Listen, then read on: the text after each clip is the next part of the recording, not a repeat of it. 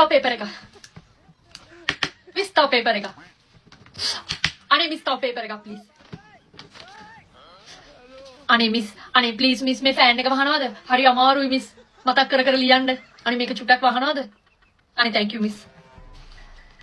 Miss එක ආ ප්‍රශ්නේ මං හිතන්නේ වැරදි. මේ මෙතන මිස්ටේක් එකක් තියෙනවා මිස්. චුට්ටක් බලන්න එක ආ ප්‍රශ්නේ. මිස් තුනේ දෙක ප්‍රශ්නේ කෙටියෙන් හැඳින්වීමක් කරන්න කියපු එකට මම දිගට ලිව්වට කමක් නැහැ නේද මිස්?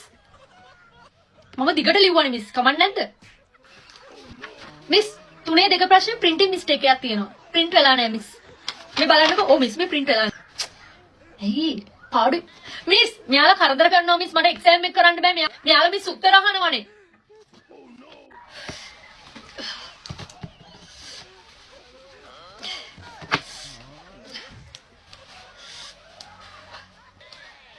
මිස් අර තෝරගෙන 8න් 5ක් ලියන්න තියෙන්නේ. මං ඒකේ 6ක් ලිව්වා මිස්. කමක් නැද්ද මිස්?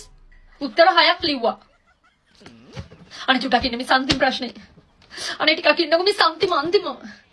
අනේ අන්තිම ප්‍රශ්නේ මිස්.